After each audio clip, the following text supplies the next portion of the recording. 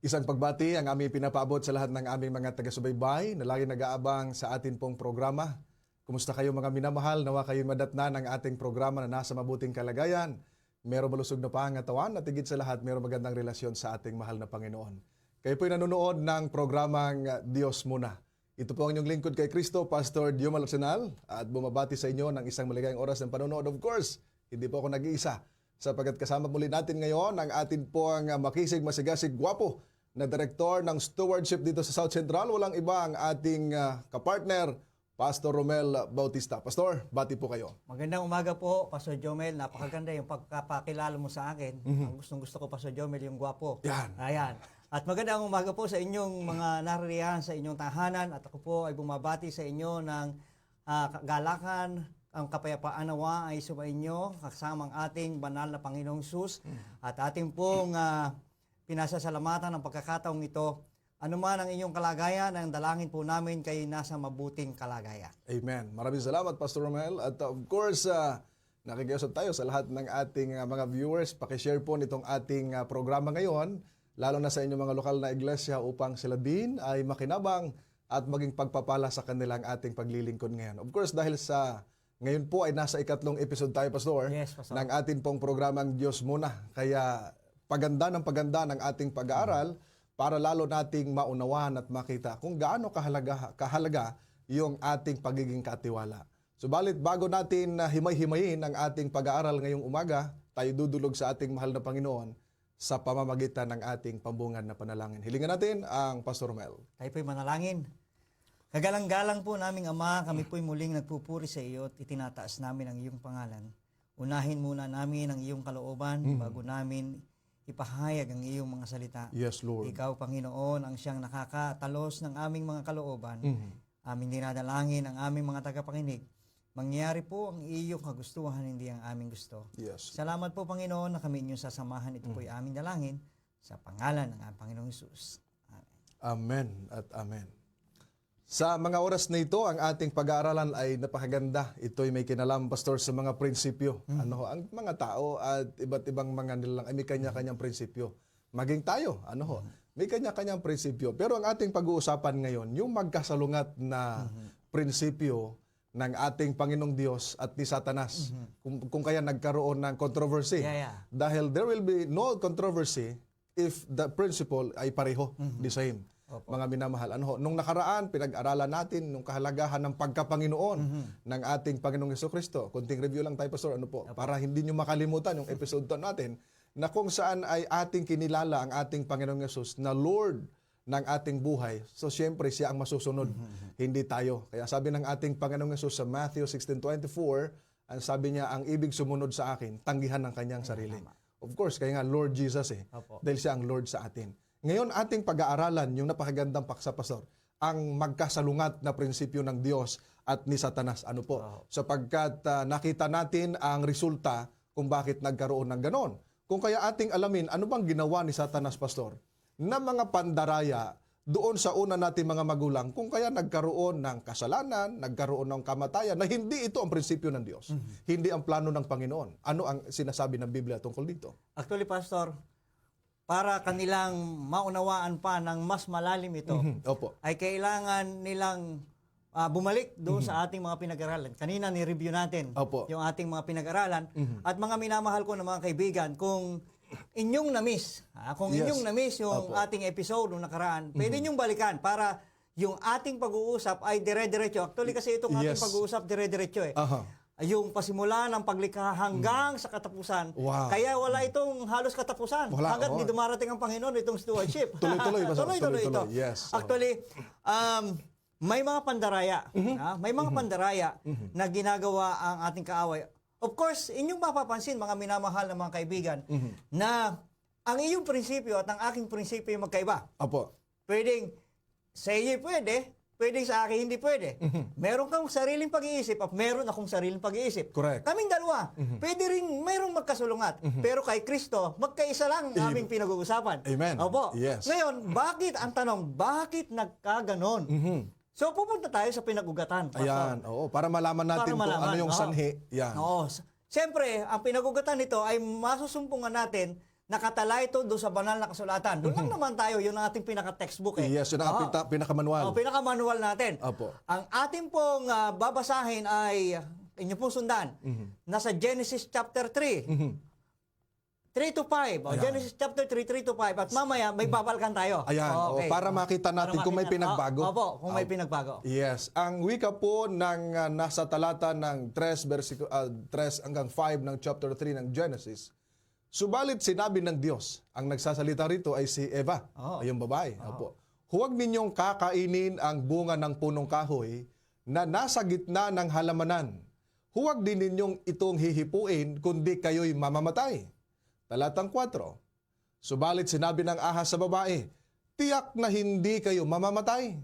Talatang 5. Sapagkat nalalaman ng Diyos na kapag kayo'y kumain noon, ay mabubuksan ng inyong mga mata at kayo magiging kagaya ng Diyos na nakakakilala ng mabuti at masama. Okay. So makita natin dito, Pastor, mayroong usapan. Nag-uusap ngayon si Satanas o yung pamagitan ng ahas. Ahas, opo. Alam naman natin, ang specialty po ni Satanas ay manggaya, pumasok sa isang nilalang. Yan, oo. Yan ang special. Correct. Para siya ay spiritualism, ang kanyang specialty, para makakot up siya ng atensyon. Yes. Ngayon, ay nang si Eva, kagaya ang pinag-usapan natin noong nakaraan, Pastor, Opo. huwag mawala sa tabi ng asawa ang asawang babae. Aba, maganda. Kasi, Pastor, pag nawala iyan, mahirap na. Baka mamaya, iba na yung lumalakad, nakasama siya. Iba na yung holding hands. Iba na yung holding Mahirap yan. Yes. Kaya kayong mga asawang mga lalaki, huwag ninyong hayaan na hindi kayo ang kasama. O di kaya hindi alam kung saan papunta. Oo, tama. Dapat monitor. Oo, dapat. Yes. Pero huwag pakialaman ng cellphone.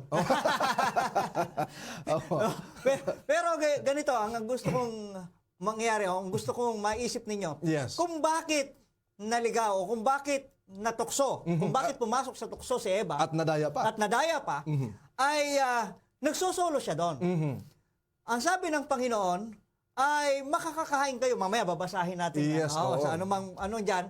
Pero liliwanagin ko lang, kailanman po hindi naging mansanas yung kinain, ha? Hindi mansanas. Hindi mansanas yun. O, kaya nga. Yun ay puno ng kahoy o bunga ng kahoy na pagkakakilala ng mabuti At at, masama. ng masama. Yun ay maliwanag po sa banal na kasulatan. Ngayon, Pastor, ang sabi dito ay doon sa 3 verse 3 ay huwag. Ang sabi, huwag kakainin at mayroong idinagdag doon. Ano ang idinagdag doon? Huwag hihipuin. Aba, mayroong idinagdag. Oo, hihipuin. Pero ang maliwanag lamang, atin mo ng balikan, Pastor. Apo, para makita natin kung may pinagbago talaga o wala. Kasi pumasok yung doubt ngayon eh. Yung Sige, doubt. sige. Oo, sige nga. Sa Genesis chapter 2. Chapter 2, verses 16 hanggang 17, ito ang instruction ng Diyos na malinaw. Ilagay natin sa screen, chapter 2, verses 16 hanggang 17. At inutos ng Panginoong Diyos sa lalaki na sinabi, malaya kang makakakain mula sa lahat ng punong kahoy sa halamanan. Verse 17, subalit. May subalit ano? Subalit lang. Oo. Oo. Mula sa punong kahoy ng pagkakilala ng mabuti at masama ay huwag kakain, sapagkat sa araw na ikaw ay kumain niyaon ay tiyak na mamamatay ka. Parang sala na yung ano eh. Yung report ni Eva, yung answer niya doon kay Ahas o sa Satanas, dagdag. May dagdag na. Sapagkat dito pala walang nakasaad na huwag hihipuin. Ang sabi ay huwag kakainin sapagkat mamamatay. Opo. Ay, bakit pagdating doon pa sa mayroon na? Ang tanda natin, ang Diyos ang owner ng lahat. Yes. Babalik na naman tayo doon. At siya ang nag-instruct Siya nito. nag-instruct. Malinaw ang instruksyon, mga Opo. kapatid at mga kaibigan. Subalit, ang isang tao pala na napasukan ng pagdududa. Yun ang mahirap dito. Opo. Kapag ang manggagawa ay nagduda doon sa Yan. sa owner. Sa owner, opo. Sa owner ng lahat ng bagay. Kahit anong kanyang sabihin, ay merong idadagdag. Ama? Tayo po ay mag-ingat diyan, mga kapatid, sa mga kwento na iyan. Yes. Kasi minsan, yung totoo, yung totoo na sinasabi ay nadadagdagan. Nadadagdagan, Dahilan sa pagdududa o dahilan sa pagtatantrums. Yan. Na meron siyang gustong gawin. Na kanyang iniisip na siya dapat supposed to be. Na yun ang iniinom ni Satanas. Opo. Na supposed to be, na siya ay malaya, ay bakit nga naman hindi siya pinakakain? Ayan, Yun ang na-touch kay Eva. Correct. Oo. Nagkaroon siya ng pagdududa. At mapapansin natin, nihihipuin, hindi na. Pero doon dito sa original, Pastor, Wala. Wala eh. Oh, ang nakalagay lang ay huwag kakainin. Huwag kakainin. Dahil mamamatay. Oo. Opo. Dahil nga ang punong kahoy na yon, ang bunga niya ay bunga ng pagkakilala ng mabuti at Opo, masama. opo, oo. Ayaw ng Panginoon na mapasama ang tao. Oo. Opo. Kaya ang Diyos nagbigay sa atin ng freedom of choice, pero sinasabi niya yung consequences. Opo, opo. Opo, para alam ng tao na kung ano yung pipili niya, alam niya kung ano mangyayari sa kanya. Opo. Nadaya ba dito sa Eva at si Adan? Ay nadaya diyan. Oho. Kaya pastor, gusto ko yung sinabi mo na nagbibigay ang Diyos ng freedom of choice. Yes. Ganon kahusay ang may-ari ng lahat ng bagay. Correct. Hindi siya gumawa ng tao na parang robot. Oo. Oho. Merong sariling May pag-iisip. sarili pag-iisip. Opo. Minsan, mas mahigpit yung manager eh. Iniisip niya na siya. Parang siya ang may-ari. Siya may-ari. Parang, pag ayaw ko. Pag gusto niya, gusto niya. Pero yung owner, makita natin, no? May kalayaan, may pagmamahal, na sinabi niya na makakakain kayo ng halos lahat narito, except doon sa isa. Meron talagang meron talagang precaution. Yes. Kaya masagana ang buhay kapag sumusunod lagi sa precaution. Aba, mahalaga yung salitang obedient. Obedient! Napakahalaga yan. Sa pagiging katiwala, mga kapatid, napakahalaga yung pagsunod. Correct. Oo. At ang kabaliktaran ng pagsunod ay ang Pagsuway. pagsuway. At kapag sumuway, Pag sumuway, ating balikan yung ating talata sa Genesis 3. ano ang nangyari nung sila'y nadaya, Tingnan natin, kumain at naniwala kay Satanas? Tingnan natin. Genesis chapter 3, verse 4. Tingnan natin. 5. O isa-isahin natin mga kapatid. Isa-isahin natin. Tiyak, ang sabi nito, subalit, sinabi ng ahas sa babae, tiyak na hindi kayo mamamatay. Biruin mo yung salungatan na yan. Pastor, mayroon kang pinagbago. Oo. Ang sinabi ng Diyos, tiyak na mamamatay kayo. Ang sinabi ng Satanas sa babae, hindi kayo mamamatay. At binanggit pa yung salitang tiyak, parang siguradong hindi mamatay ha?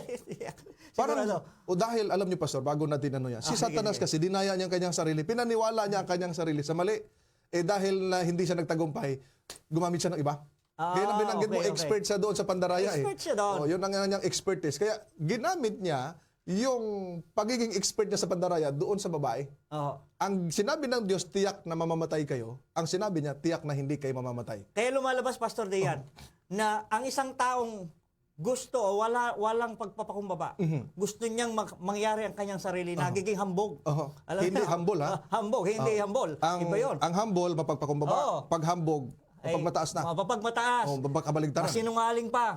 Yan ay nangyayari ngayon sa kasalukuyan yan. Ayan. Napakaraming ganyan mga kapatid, mga pastor, napakarami niyan ganyan. Yes. In order na matupad ang kanyang kagustuhan, gagawa siya ng mga kalusutan. Ayan. Di ba? Yes. Opo. Napakagandang mga ganon. Gagawa siya, kung maaaring magsisinungaling siya, kung maaaring itataas niya ang kanyang sarili. Ganon po yun, mga kapatid.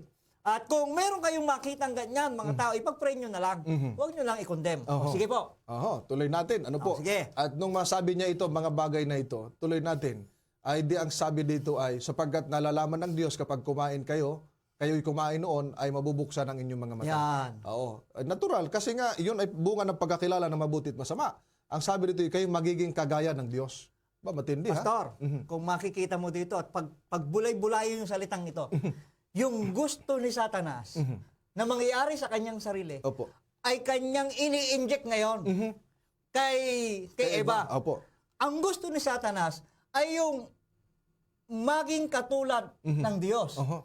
Actually, maging siyang Diyos gusto niya na siya sambahin din naman. Di ba? Correct. Pero dahil sa hindi mangyari yon. Pastor. Hindi mangyari. Hindi talaga mangyari. Dahil ang una niyang sinabi sa kanyang sarili, I will be like the Most High. Ako'y magiging kagaya ng katastasan. Hindi nangyari. Hindi nga nangyari. Sapagkat siya itiniwalag at ipinalayas. Ay, nandamay pa. Ang gusto niya, tayong dalawa. Tayong dalawa. Sabi niya, maging katulad tayong Diyos. Ay, kung mapapahamak ka man lang ako, di sama-sama tayo. Sama-sama tayo. Ang ginawa niya, yung ginawa niya sa kanyang sariling pagpapaniwala na hindi nagtagumpay, inilagay niya sa iba. At maraming ganyang tao. Pastor, may prinsipyo na ganyan. Na alam niya na mali. Yes. Alam niya na mali. Gusto niya merong madadamay. At marami, ganyan po. Mga nagtatanong. Alam niya yung sagot. Actually, nagtatanong siya at sa kanyang isipan, meron siyang gustong sagot. At yung iba, gusto niya kumbinsihin na yun din yung sagot ng kanyang tinatanong. Ganun din si Satanas. Ayun. Maliwanag. Kaya ituloy natin, ano nangyari doon sa kay Eva? Ang sabi dito, Tuloy natin, anong nakasunod sa verse 6? verse 6. Kaya't nang makita ng babae na ang bunga ng punong kahoy ay mabuting kainin. Aba? Nandoon na yung kanyang nakuha na niya yung attention, no? Ng babae nakuha ni Satanas. Nakakalugod sa paningin. Aba? Nakaakit-akit ha? Na dapat nasain upang maging matalino. Aba, matindi. Siya ay pumitas. Ba, hindi siya inabutan ni Satanas. Siya na mismo ang pumitas. Ganun yun. Nang bunga nito at kinain ito at binigyan din niya ang kanyang asawa na kasama niya at siya kumain. Matindi ito. Oo. So, gusto ko yung sinabi mo na, kasi minsan si Satanas yung nag-abot. Opo. Andyan na. Oo. Pero, sa oras na pala ang tao ay nahulog sa tukso. Siya na mismo ang kikilos. Kailangan pa bang i-memorize yan? Yeah. Para nasa Siya na ano talaga. Opo. Siya na talaga. Siya na ang nag-initiate. pupunta. Oo. Kaya mali, Pastor, yung ano o tukso, layuan mo ako. Dapat ikaw ang Ikaw lumayo sa lumayo. tukso. Mali pala yung kanta na, utukso. Ano? Layuan mo ako. Oo, tapos, dapat ikaw pala lumayo sa tukso. Ay, oo. Pag alam mo, pang pupuntahan mo ay may tukso, Oo. huwag ka na lumapit doon. Oo. Umiwas ka na. Marami nagsasabi na, ako'y papasok lang doon. Hindi, ako'y makikiupo lang. Hindi naman ako iinom doon. Oo. Masama tuwid bagay yung beer house na Pag uwi, lasing na eh. Huwag kang papasok doon. Kasi alam mo na kailan may masama, wala doon ang Panginoon. Correct. Oo. Yun Tukso po. eh. Tukso Oo. eh. Oo, Oo, yan kaya po. Binigyan pa ha? Oo, binigyan pa. Ano nangyari nung sila po ay kumain? Aba, merong resulta agad. May resulta agad. Ito resulta. Tuloy natin, brother, sa verse 7. At parihong nabuksan ang kanilang mga mata at nalaman nilang sila'y mga hubad. Magkasama silang nagtahi ng mga dahon ng puno ng igos at kanilang ginawang panakit. See? Yung kahihiyan ay Ayan. namulat na sa kanya. Correct. Yung nakita nilang sila'y hubad ay nakita na nila. Yes. Yung supposed to be na ang plano ng Panginoon o panukala ng Panginoon na hindi tayo magkakahiyaan. Yan. Pumasok na ang hiya ngayon. Ayun. Oo. Oo. Iba yung walang hiya, iba yon. Iba yun ha, mga kapatid. Yung hiya ay pumasok sa kanila sa isa't isa Dahil lang sa resulta ng kanilang pagsuway. kanilang pagsuway. Oo, paglabag. Oo, at ang nangyari, mga minamahal, sila po sa verse 8, ganito ang kanilang ginawa. Verse 8, narinig nila ang tinig ng Panginoon. Ito yung panahon na mayroong pag-iimbestiga ang Diyos. Nag-iimbestiga na. Nag-iimbestiga ang Panginoon. Bagaman alam ng Panginoon, Pastor, yung nangyari, mayroon nga sabi sa principle ng aking professor nung araw, you can run, but you can't hide. Tama yun. Pwede kang tumakbo, pero hindi ka pwede magtago. Oo, alam ng Diyos eh. Yes, because our God is an omnipresent God. Alam Pag sinabing ng Diyos omnipresent, naroon siya. At pagkatapos omniscient, alam niya lahat ng bagay. Walang natatago sa kanyang harapan. Pero itong pag-imbestiga ng Diyos, ang gusto ba ng Panginoon para malaman niya o di kaya para aminin ng tao yung kanyang pagkakamali? Sige nga, Pastor. So ang tanong diyan ay, paano inimbestigahan ng Diyos? Yung ginawa nila. Oo. Oo. Hindi lang basta-basta kasi makita natin dito, naisipalabas dito na ang Diyos talaga ay pag-ibig eh. Yes. Ang Diyos, kapag nang-imbestiga, iba sa investigation ng tao. Correct. Oo. Tingnan nyo ha, sa 3 verse 9, Pastor. Tuloy natin. Verse 9. Tinawag ng Panginoong Diyos ang lalaki at sa kanya'y sinabi, saan ka naroon? Biruin mo yan. Ang tanong dyan, Pastor, hindi ba alam ng Diyos kung saan naroon si Si Adan? Adan, Bay, alam? Alam. Ang ganda ng pagkakatanong. Hindi niya sinabi, kasi kitang-kita ng Diyos actually, ang ginawa. Yeah. Kita-kita kung saan ka naroon, nagtatago ka, alam ko, hubad ka. Pero, ang unang ginawa ng Panginoon, tinanong niya Opo. si Adan. Inaalam niya kung ito'y honest pa ba? Kung marunong umamin. Umamin. Yun Kung lang naman eh. marunong magkilala sa kanyang pagkakamali. Yun lang naman ang gustong, Apo. ang nais ng, sa tanong ng Panginoon. Na Correct. ikaw ay maging humble pa rin sa iyong, sa iyong sitwasyon ngayon. Yes. Oo. Kahit ano man ang iyong kalagayan. Tama. Yun po yun. Saan ka naroon? Napakagandang tanong. At ang ibig sabihin niyan, ang unang naghanap talaga, ang unang nagtanong talaga ay ang Diyos. At dito'y pinakikita, Pastor, ang Diyos ang unang nag-initiate sa tao. Tama. Na abutin. Dahil ang tao na nagkasala, nawalay sa Diyos, tinan niyo, nagtago. Natakot. Natakot. Dahil hubad sila, nahiya, natakot, at of course, alam nila na sila nagkasala. Oho. Alam niyo, isang tao makasalanan, pag inimbestigahan, kinakabahan. Oo. Pagkatapos ay nanginginig. Lalo na kapag guilty. Tama. Oo, pero pagka wala ka, okay lang. Alam na alam mo kung ano isasagot dahil ikaw ay malinis sa konsensya. Tama yun. At ang isang tao, Opo. makikita mo sa kanyang mga mata, makikita mo sa kanyang mga kilos na may nagkasala siya. Correct. Lalo na kapag first time niya makagawa. Tama. Ito, first time nila nakagawa First ng time kasalanan dahil ang kinamulatan nila ay katwiran ng Diyos. At well, in fact, yung kanilang kasuotan, nung una, Pastor, ay yung tinatawag nilang robe of righteousness ng Panginoon. Pero naalis yun. Alam mo, Dahil sila Pastor, nagkasala. may naglalaro sa aking isipan. Pastor, Sige nga, go ahead, alam Pastor. mo kaya nila, Pastor, na yung salitang mamamatay? Kasi which is hindi pa nila naintindihan kung ano yung salitang mamamatay. Opo. Kasi makita natin, Pastor, na sa theology na pag-aaral natin, ang plano ng Diyos ang tao hindi mamamatay. Oo. Kaya meron silang tinatawag diyan na conditional immortality. Pag sinabing conditional, pag ikaw ay hindi lalabag, mabubuhay ka magpakailanman. Pero dahil sa ikay lalabag, mapuputol yun. Mawawala. Kaya alam nila na may katapusan. Alam nila, kaya nga ang sabi ng Diyos, mamamatay, may consequences. Okay. Sa Yes. makatuwid bagay, Pastor, Opo. yung salitang mamamatay ay ini-orient na sila ng ating Panginoon. They are well-oriented, Yeah, Pastor. yeah. Yes, Okay. opo. Ngayon, dito, Pastor, sa binabanggit natin, na pag-imbestiga ng Diyos, nakita natin, paano ipinamulat, mga kapastor, yung prinsipyo dito ni Satanas sa tao. Makita natin yung ugali ni Satanas ngayon. Opo.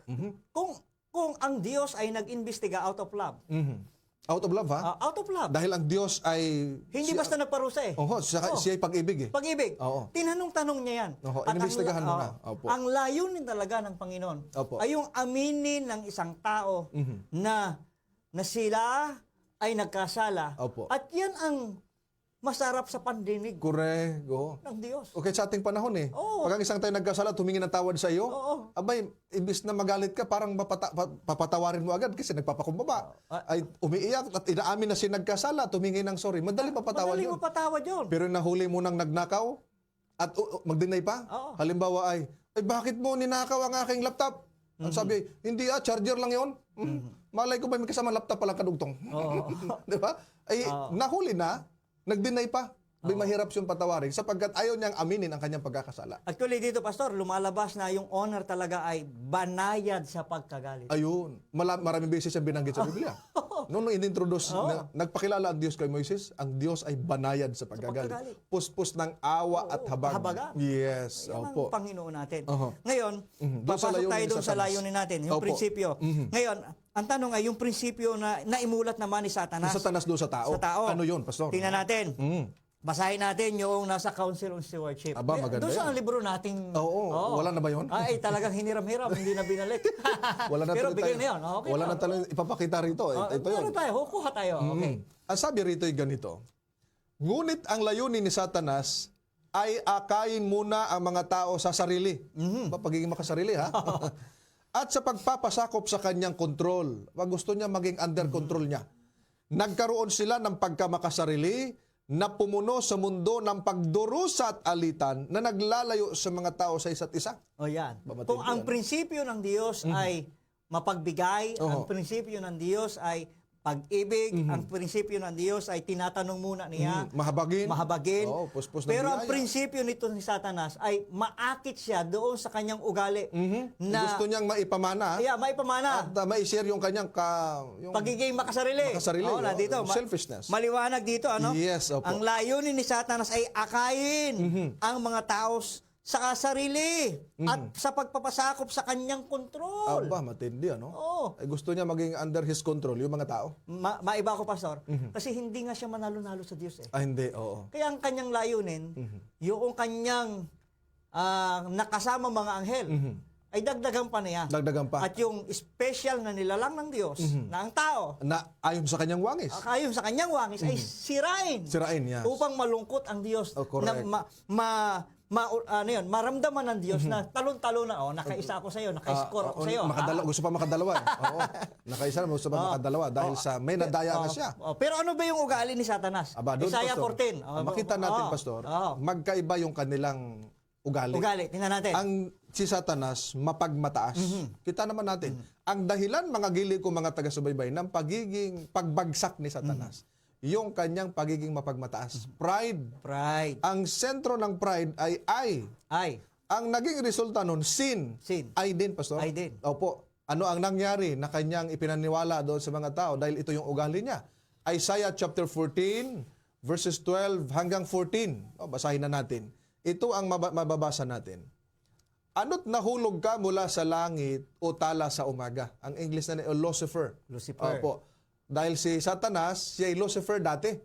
Dahil ang Lucifer ay tala sa umaga. Ang Satanas, ang kahulugan niya ay adversary of Adversary. God. No, kaaway na. Kaaway Opo. na. Ang sabi rito ay, ano't nahulog ka mula sa langit o tala sa umaga? Anak ng umaga, paanong ikaw ay lumagpak sa lupa? Ikaw na siyang nagpabagsak sa mga bansa. Siya dahilan eh. Verse 13, ang sabi rito, sinabi mo sa iyong puso, ito yung pride niya, pastor, na nangyari. Ako'y aakyat sa langit, sa itaas ng mga bituin ng Diyos, aking itatag ang aking trono. Ilan na to? 1, 2, 3. Aba, ang daming akin. Ako'y akin. Ako'y uupo sa bundok na pinagtitipunan sa malayong hilaga. Talatang 14. Ako'y aakyat sa itaas ng mga kaitaasan ng mga ulap. Gagawin ko ang aking sarili na gaya ng kataas-taasan. Pastor, Kita mo, Pastor? talaga. Yung salitang ako. Mhm.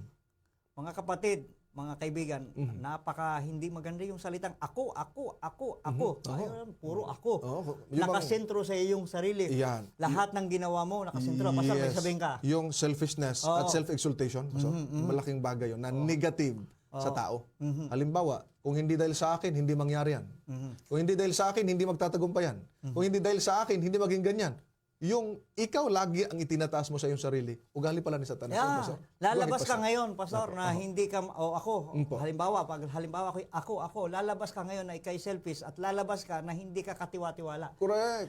Wala Opo. ka, hindi, yung pagiging katiwala, wala na sa iyong espiritu ng Correct, pagiging oo. katiwala kasi hindi na ngayon napupuri ang lordship. O, hindi mo na kinikilala Hindi kung na sino. naitataas. Oo, Opo. kung sino ang nagbigay ng lahat ng mga ito, kundi ako.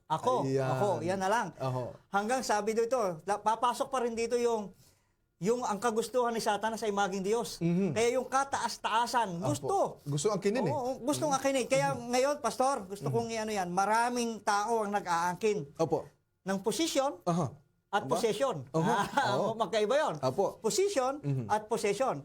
Kapag ang isang tao, Pastor, ito, baka pasing tabi po sa mga manunod. Opo. Wag po sana kayong masasaktan o inyong ipanalangin kung sino man ito. Halimbawa, kapag ang isang tao ay nag-aangkin ng posisyon, Aba? gusto niyang maitaas din siya at hindi niya hinayaan ang Diyos ang magbigay nito. Kahit anong pwede niyang gawin, Pastor. Kahit ano gagawin niya lang. Oo, tatapakan niya ang marami. Ayun, ibig Oo. sabihin, gagawin niya ang lahat para may angat. O para may angat ng kanyang sarili. Ang tawag niya pa sorry, crab mentality.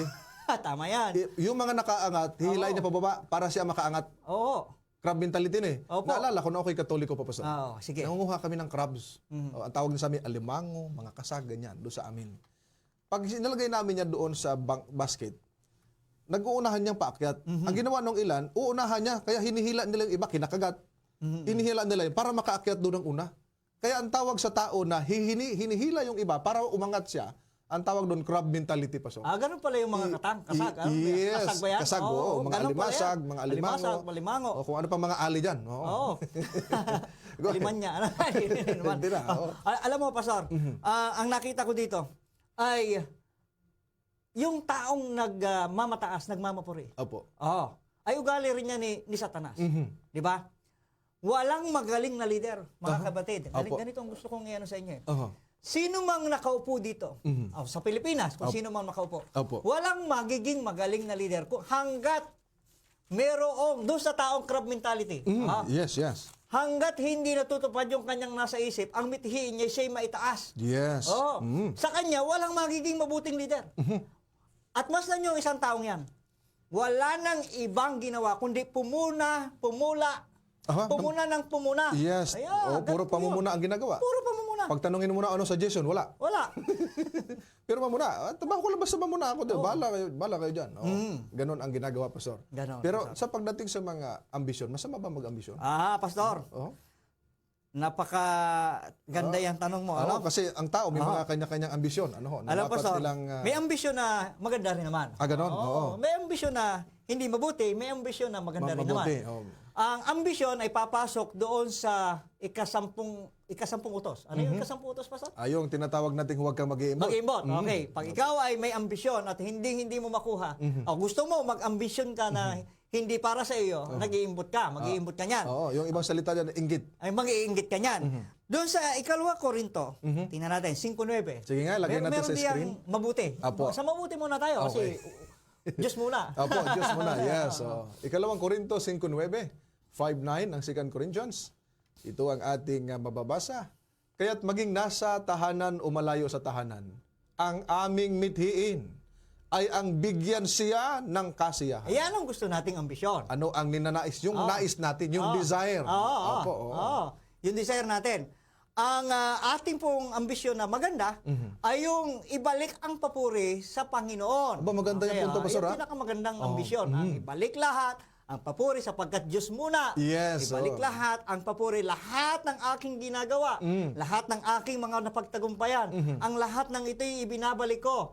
Ako ay nag-ambisyon ng ganito, pero ang gusto kong mangyari ay ibalik ang papuri at makita ang Diyos sa aking buhay. Ayan, mapaligaya ang Panginoon Mapaligaya na siyang nagkaloob Opo. ng mga bagay na ito. May binanggit dito doon sa isang manunulat. Sige nga. Yung basahin, Pastor. Sige daw.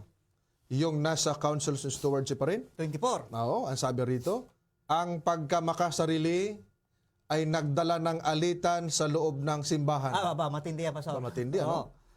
Pinupuno ito ng hindi banal na ambisyon. May banal at hindi banal. Oo nga. Ang banal na ambisyon ay mapaluwalhati ang Mapaluwalhati ang Panginoon. Maparangalan ang Panginoon at ang Panginoon ay masiyahan sa iyo. Sinisira ng pagkamakasarili ang pagiging tulad ni Kristo. Pasok ulit tayo doon, Pastor. Napakaganda nito, Pastor, na binabanggit dito. Gusto ko yung doon sa alitan ng simbahan, di ba? Magaganda yan. Malimit iyan, mga kapatid. Kapag ang isang tao ay may crab mentality na binabanggit ni Pastor, nakasarili, gustong umangat, mabagsak na ang iba, wag lang siya. Ito po ay magpapasok ng taguluhan sa loob ng simbahan. At mind you, Pastor, meron talaga na lobo. Sa loob ng mga tupa? Mga tupa. Mayroong lobo na naliligaw. Meron talaga lobo na. And maging aware tayo dyan, mga kapatid. Pero kung meron mang ganyan, ang sabi nga doon sa isang talinhaga, huwag bubunutin yung mga, baka madama yung iba. Hayaan sa pag-agapas na lang. Baka malay natin yung lobo maging tupa. Mas maganda yun. Huwag lang yung tupa maging lobo. Baka madali, ma-influensya. Magbantay rin. Sapagkat sabi ni Apostol Paul, pag alis ko, may mga darating, mga lilitaw na lobo galing din sa inyo. Kaya kayo mga kapatid, kung alam nyo may lobo, kilala mo naman yung mga lobo diyan eh. Ipag-pray natin. Ipag-pray natin. Ang mga sinyalis dyan ng mga lobo ay yung mga lagi na lang pumuna nang hindi maganda. At lagi itinataas ang sarili. Lagi itinataas ang sarili. Di ba yung binanggit dito, Pastor, ay meron ba? sinisira ang ng pagkamakasarili ang pagiging tulad ni Kristo. Yung salita kasing pagiging tulad ni Kristo, may sinabi si Apostol Pablo dyan. Yung nasa Filipos 2.5, ang sabi ni Apostol Pablo, 2.5 ng Filipos. Maganda yung sinabi ni Apostol Pablo para maalis natin, o mapanatili natin ang pagiging tulad ni Kristo. Yun, magkaroon kayo sa inyo ng ganitong pag-iisip na kay Kristo Jesus din naman. Ang ganda, no? Yung bang thinking natin, dawit tayo mag-isip, makitungo, yung tulad na kay Kristo. Sapagkat ang sabi rito, mawawala yung pagiging tulad natin kay Kristo pagka ang isipin natin, pagka makasarili. Yan pala sa lungat. Sa lungat, Pastor. Sabi din, bahala kayo dyan. Yung ilan, sisirain ang iba, maging malinis lamang siya sa tingin ng marami. Yun ang malungkot. Yun yung itinataas ang ilan, ang sarili niya, ibababa naman yung iba. Maliwanag talaga yung prinsipyo ng Panginoong Hesus at prinsipyo ni Satanas ay magkasalungat. Correct. Ang Panginoong Hesus mapagpakumbaba, si Satanas mapagmataas. Matindi, ano? Pero ang isang tao, mga minamahal, pagka ikaw naging mapagpakumbaba, ang sabi rito ay, ikaw ay tumutulad sa ugali ni Kristo. Ang ganda, no? Naalala ko tuloy, Pastor, yung isang kwento. Bago matapos yung oras natin, ikwento natin ito. Go ahead. May dalawa daw lobo na nag-aaway. Lobo, Isang mabuti at isang masama. Sabi nung bata, sino po ang mananalo? Pareho lobo parehas lobo Isang mabuti lang at isang masama. Ang sabi nung anak, tandaan mo sa ating puso, ay merong, halimbawa, narito sa puso natin yung naglalaban ng mabuti at masama. Kung ano yung ipinakakain mo sa iyong puso o sa lobo, dito sa puso mo, yan ang mananalo. Halimbawa, ang pinakain mo ay masama. Ang pinakain mo ay makasarili ka.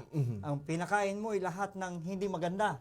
Ang iniisip mo, yung sinasabi mong pag-iisip dito sa ngayon.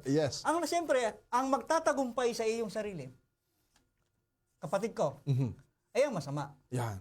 Kaya masasagot yung katanungan ng bata kung ano yung kinabubuhay mo, yun ka. Yun po. Apo, meron din binabanggit dito, Pastor eh. Sa Lucas 6:43 hanggang 45, meron maganda binabanggit dito. Ito napaka-related doon sa binabanggit mo. Yan ang meron pa tayong oras ng kaunti. Sabi dito, Luke chapter 6, verses 43 hanggang 45. Sabi dito ng ating Panginoong Hesus, sapagkat walang mabuting bunga, mabuting punong kahoy na nagbubunga ng masama. Tama yan. At wala rin namang masamang punong kahoy na mabuti ang bunga. Maganda, no? Oo. Talatang 44. Sapagkat ang bawat punong kahoy ay nakikilala sa kanyang sariling bunga. Tama yun. Sapagkat ang mga igos ay di naaani mula sa mga tinikan at hindi napipitas ang mga ubas sa dawagan. Talatang 45. Ang mabuting tao Ay, mula sa mabuting kayamanan ng kanyang puso ay nagbubunga ng kabutihan. At ang masamang tao mula sa masamang kayamanan ay nagbubunga ng kasamaan, sapagkat mula sa kasaganaan ng puso ay nagsasalita ang kanyang bibig. Yan. Ang ganda pa. Kung ano ang makikita sa puso, yun ang lumalabas. Oo. Kaya mag-ingat sa puso. Mag-ingat. Dahil sa Biblia, ang puso magdaraya. Pampandaya. At tanging ang Diyos ang nakakabatid na nakakasiyasat noon, mga minamahal. Ngayon, Pastor, sa kabila ng ginagawa ni Satanas, ano ang ginagawa ng ating Diyos para ang tao ay hindi matuluyang Sumakita natin yung patuloy na Ang Panginoon hindi sumusuko. Panginoon hindi sumusuko. Hindi sumusuko. Si Satanas nandyan din. Oo, talagang makita natin. Mayroon labanan. Pero sa ganang akin, Diyos muna. Kasi Yes. para doon ako sa side, di ba? Correct, oo. Ngayon, Lucas 19:10. Ano bang layunin ng ating Panginoong Hesus? Aba, maganda.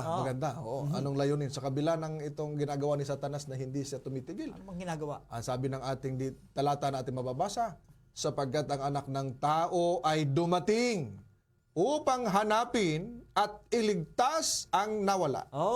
Sa kabila ng nadaya ang tao, Pastor.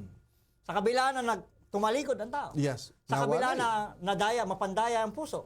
Sa kabila na marami ang sinasalita niya na hindi maganda against sa kapwa.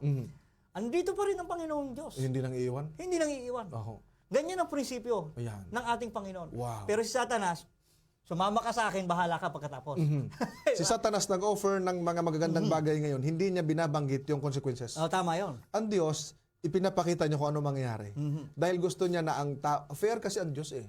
Ang ating Panginoong Diyos ay napaka-patas niya.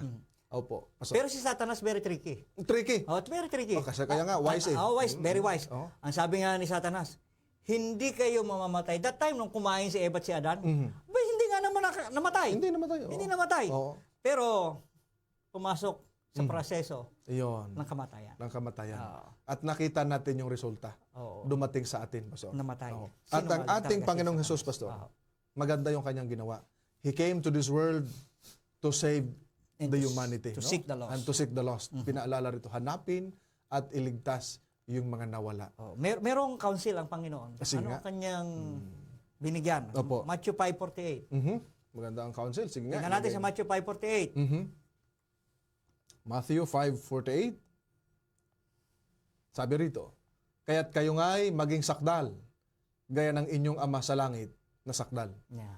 Ang itinuturo pa rin ng Panginoon sa tao, Balik talaga. balik sa Diyos. Oo. At ano yung bang magiging sakdal? Kasi baka sabi perfecto eh. Oo. Pastor, mahirap maging perfect. Talagang si Kristo lang ang gumawa niyan. At siya lang ang kagawa niya kasi hindi siya nagkasala. Hindi siya nagkasala. Opo. Ibig sabihin ba nito, Pastor, gusto namin maging perfect din kami, yung aming gawain? Tingnan natin sa 2 Peter 3:17 to 18. Sige nga, ilagay natin sa screen. 2 Peter chapter 3, verses 17 hanggang 18. Ganito ang ating mababasa. Kaya't kayo, mga minamahal, yamang nalalaman na ninyo noon pa ang mga bagay na ito. Mag-ingat kayo. Baka mailigaw kayo sa pamamagitan ng kamalian ng masama at mahulog kayo mula sa inyong sariling katatagan. 18. Subalit, lumago kayo sa biyaya at sa pagkakilala sa ating Panginoon at tagapagligtas na si Hesukristo. Sumakanya nawa ang kaluwalhatian ngayon at hanggang sa araw ng walang hanggan. Amen. Pastor, makita natin doon sa unang talata pa lang Opo. ay baka naman yung pagsusumikap natin na akala Sariling natin, sikap. sariling sikap, Oo. nakapagawa ng mabuti, yun pagpapakabanal, yun ang sa paggawa ng, akala mo, yung iyo, ay pa rin yun eh. Ako'y nagbibigay ng ikapo, Yan. ako'y nagbibigay ng offering, ako ay tumutulong. Akala natin, baka yun ay yung paraan ng pagpapakabanal. Tapos ikinukumpara natin sarili. Salamat Panginoon sa pagkatindi katulad yan. Hindi katulad nun. Na mandaraya, etc. ay makasalanan. Aba, Oh, matindi. tapos sinilip yung sobre nung iba. Malaki. Maliit yung kanya, akin malaki. Oo. Akong gumawa, ang bigay ng bubong. Hindi po yung pagpapakabanal na... Hindi. Pagpapakayabag yun. Pumapasok pa rin, Pastor, yung Yung- yung prinsipyo ni Satanas at Correct. prinsipyo ng Panginoon. Oo, bagaman Ibang-iba talaga. Nandun ka na sa kawan ng Panginoon. Ay hindi pagpapakabanal. Pagpapakayabag yun, inaangat pa rin ang sarili. Dapat laging inaangat pa lang Panginoon. Oo. Hayaan mong ikaw ay ma-appreciate ng Panginoon at ng iba. Hindi ikaw mismo ang sabi, meron nga ako nakakilalang ganun eh. Huwag ako na magitin. Iba pastor meron yung yun. pastor yung lumalakad nakasama si Kristo. Ayan. At iba yung lumalakad na iba ang kasama. Aba, matindi. Iba yung lumalakad na meron kang pagpapakayabang, Kaysa pagpapakabanal. pagpapakabanal. Aha. Ang lumalakad na may pagpapakabanal Opo. ay hinahayaan mo na si Kristo, hinahayaan mo na ang Diyos ang siyang gumawa sa iyo. Ayun. Oo. Kung kaya ang ating Panginoong Yesus, napakaganda ng kanyang example, yung iniwan sa atin. Ang sabi doon sa 1 Pedro 2:21, ang Panginoong Yesus ay nagdusa alang-alang sa atin. Iniwanan tayo ng halimbawa para sundin natin, sabi rin, no? Kayo'y iniwanan ng halimbawa upang sumunod kayo sa kanyang mga yapak. Tama yan. Ang ganda, no? So, ipinaalala sa atin, hindi sa yapak ni Satanas, kundi sa yapak ng ating Panginoong Yesus. Dahil ang yapak ni Satanas, ang tungo niyan kapahamakan. Sa yapak ng ating Panginoong Yesus, na may kapakumbabaan, ang tungo niyan buhay na walang hanggan. Maganda, Pastor? Ang ganda. Sa pagiging katiwala, Pastor, tayo yayamang tayo mga katiwala ng ating Panginoon. Mas magandang lakaran Opo. ang lakad na inilakad ng Panginoon. Pero tandaan natin, merong daan Yes. na tila matuwid Sa isang tao. sa isang tao. Pero yung dulo pala niyan, Kapamakan may din. kapahamakan din. Oo, mag-ingat din. Mag-ingat Akala din tayo. natin, okay na ito. May akala natin pa okay tayo. Hindi pala. Nasa yung Kawikaan 14:12. Abay talagang delikado, Pastor. Ngayon, may oras pa tayo mga na konti, Pastor. May oras pa. Ganda. Dito sa panghuli, siguro panghuli na ito ng ating pagtatalakay. Ano po? Kapag ang tao ay nadaya ni Satanas, no? Ano ang pwedeng kahinatnan ng kanyang buhay? Kaya para mapagpaingat natin at bababalahan yung mga taga-subaybay natin. Of course, nung pagkatapos nun, ang nangyari, balik tayo ulit doon sa Genesis, Opo. makikita natin, nang sila ay nadaya, of course may pangako ang Panginoon. Na merong dudurog, pero dudurog sa ulo ng ahas. At pagkatapos noon, hindi sila pinabayaan ng Panginoon. Yan.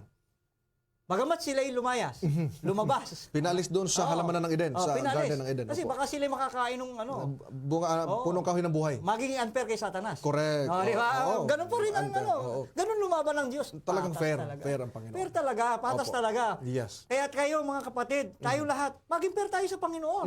Kung ang Diyos ay fair sa atin, bakit magiging unfair? Kasi minsan, lumilitaw dito, Pastor, na kapag meron lang tayong kailangan, doon lang tayo papasok. At doon lang tayo Doon lang tayo lalapit. lalapit. Doon lang tayo makikiusap. Oo. Pero pagka sagana, Wala na. nakakalimutan.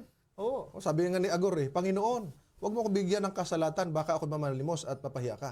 Huwag mo rin ako bigyan ng kayamanan, baka ako makalimot sa sasabihin ko, sino ang Panginoon? Ba matindi, ano? Minsan pala, yung pagka ang kasaganaan dumarating, nakakalimot sa Panginoon. Tama yun. So pumapasok dito, Pastor, yung sila'y naghirap, Yan. sila'y nagtrabaho sa kanilang pawis, kumain sila ng at ang mga babae nanganganak Nang naghihirap. ng mga naghihirap, wala pong hindi naghihirap na nanganak. At ngayon ay makikita natin yung resulta ng pagsuway. Maraming mga corrupted ang mga isipan. Yes. Marami ang mga kahirapan. Pagdurusa. Ang pagdurusa, ang kagutuman, Yeah. ang lahat ng mga nakikita natin, mga minamahal na mga kapatid. Kahit ang rose, nagkaroon ng tinik eh. O kahit ang mga halaman, kahit ang mga hayop, Yan. damay tayo. Damay, mga... Nasumpa ang lupa. Yan. Oho, pero liliwanagin ko lang. Ang Diyos ay hindi nagalit sa tao. Saan siya Siya'y nagalit? doon sa ginawa ng tao. Ayun. Oo. God, the Lord, no, ang ating Panginoon, He hates sin. but He loves the sinner. Do sa yung Roma 6:23, ito yung maliwanag, Pastor. Opo, siguro ilagay natin yung talata na yan bago tayo magtapos. Roma 6:23, ang sabi po ganito, sapagkat ang kabayaran ng kasalanan ay kamatayan. Pareho pa lang sapagkat ang simula. Roma 6:23. Ngunit ang kaloob ng Diyos na walang bayad ay buhay na walang hanggan kay Kristo Jesus na Panginoon natin. Yan. Ba ang ganda? Maliwanag, Pastor, Opo. na ang naging resulta, ang tao ngayon Opo. ay namamatay. Yan. Kaya, maliwanag. kaya Pastor, ngayon, ay kayo mga minamahal, o tayong lahat, ay nais tayong magdesisyon. Nice. Ngayon. Dapat natin Dapat tayo magdesisyon. na sundin Sundin yung prinsipyo ng o kasi dalawang prinsipyo, eh, prinsipyo ng Panginoon o prinsipyo ng kaaway ng Panginoon. Ang sabi ni Apostol Pedro, hindi ko na babasahin ang talata, 5:29 ng gawa, unahin namin ang Diyos. Sa Diyos kami susunod kaysa sa mga tao. Mga minamahal, ang ating programa, Diyos muna. Sa lahat ng aspeto ng ating buhay, mahalaga, lagi nating piliin ang Panginoong Pastor. Panghuling panalita, Pastor, bago tinadala ko sa ating panalangin. Ako po ay nananalangin para sa ating lahat, mga kaibigan. Mas daling piliin, mas magandang piliin, mga kaibigan natin, Opo. na ang Diyos muna ang ating piliin sa lahat ng bagay. Tingnan natin ang kalagayan kung pipiliin natin ang Diyos. Ang kanyang ino-offer ay buhay na walang hanggan. Amen. Subalit kung pinili natin ay yung kataliwas ng Diyos, ang naroon, tiyak na tayo ay mamamatay. So pagpalain po tayo ng Panginoon, mga kapatid. Dahilan sa ating pinag-aralan, nagkaroon tayo muli ng mabuting kaalaman. At salamat sa Diyos na siyang may-ari ng lahat ng mga bagay. Amen. Maraming salamat, Pastor. Kaya sa aming mga taga-subaybay, ano po, ang pinakamalagang bagay laging unahin ng Panginoon. Lagi niyong panghawakan yung 6:33 ng Matthew. Seek ye first the kingdom of God and His righteousness, and all these things shall be added unto you. Sa ating pagtatapos, tayo po ay dadako sa ating panalangin. Sino pray kanina, Pastor? No. Ikaw? Ako, pre, tayo manalangin. Okay, sige po. Sige. Panginoon, maraming salamat po sa iyo sa umaga. Aking pong pinasalamatan ng aming napag-aralan. Yes, Lord.